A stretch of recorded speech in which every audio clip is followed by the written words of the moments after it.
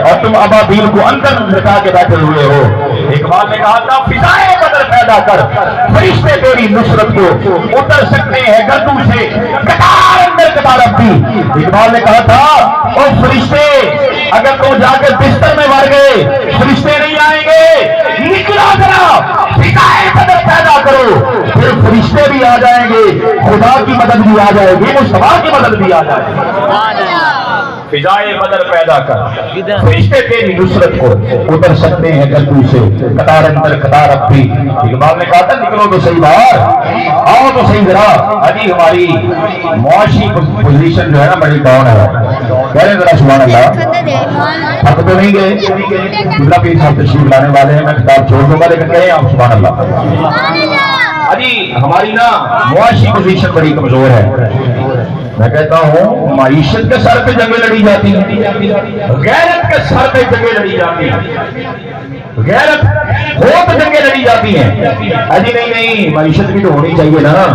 میں کہتا ہوں جب صحابہ بدر کے لیے مدینہ طیبہ سے نکلے تھے تو صحابہ کی معاشی پوزیشن کیا تھی؟ آؤ میں تمہیں بتاؤں میں صحابہ کے پاؤں میں جوتے نہیں تھے پورے، صحابہ کے بدن پہ لباس نہیں تھا پورا۔ صحابہ کہتے ہیں پہلا رمضان المبارک تھا، یعنی پہلے ہی روزے فرض ہوئے تھے 2 ہجری میں، پہلا رمضان المبارک تھا اور پہلی جنگ تھی ہماری۔ کھانے کے لیے کچھ نہیں تھا، ایک کھجور کھا کے صبح روزہ رکھتے تھے، ایک کھجور کھا کے شام کو افطاری کر لیتے۔ یہ تھی معاشی پوزیشن صحابہ کی۔ اب آپ جی وقار، لیکن جب یہ 313 بولا جاتا ہے 313، لیکن بدر میں 313 نہیں ہے، 310 گئے ہیں۔ یہ 3 لوگ ایسے تھے جو مدینہ میں موجود تھے، حضرت عثمان غنی رضی اللہ تعالیٰ عنہ بھی مدینہ میں موجود تھے، 2 صحابہ اور موجود تھے۔ 310 گئے ہیں، 313 اس وجہ سے بولا جاتا ہے وہ 3 صحابہ جو مدینہ میں موجود تھے، میرے مصطفیٰ کے حکم کے مطابق موجود تھے، انہیں بدر والوں میں شامل بھی کیا گیا، انہیں حصہ بھی دیا گیا، تو 313 بولا جاتا ہے، حالانکہ بدر میں لڑنے کے لیے 310 صحابہ گئے۔ ہماری معیشت اچھی نہیں ہے جی، اکنامی اچھی نہیں ہے، پاؤں میں جوتے نہیں تھے صحابہ کے، بدر میں لباس نہیں تھا۔ صحابہ کہتے ہیں ہم نکل پڑے بدر کے لیے، خدا کا حکم آ گیا تھا، مصطفیٰ کا حکم آ گیا تھا، حکم آنے والا ہے جنگ کا، آپ ہی کہیں ذرا سبحان اللہ۔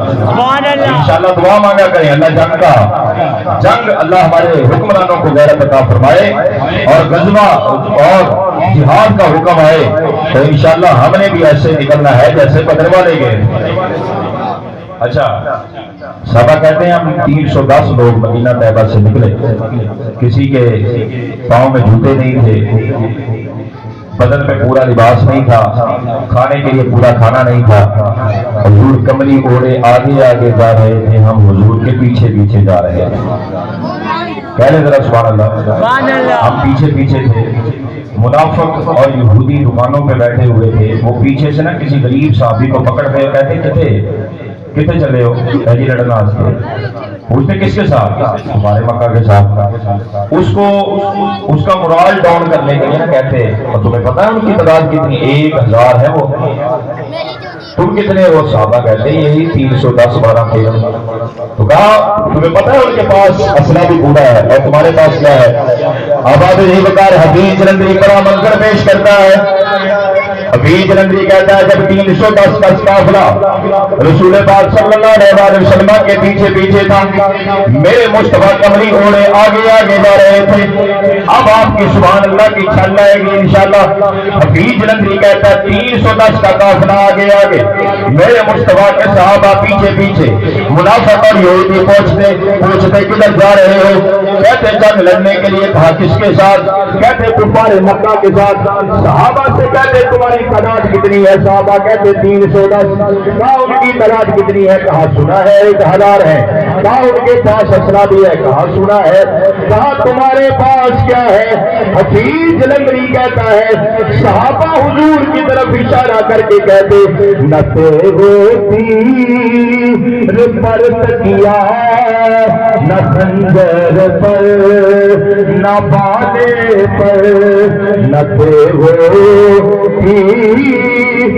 پر پر تکیا نہ خنجر پر نہ بالے پر سبحان اللہ کہہ رہے ذرا نہ ہو تیر پر تکیا نہ خنجر پر نہ بالے پر بھروسہ ہے تو اس سادہ سکھا دی کملی والے پر بھروسہ ہے تو اس سادہ سکھا دی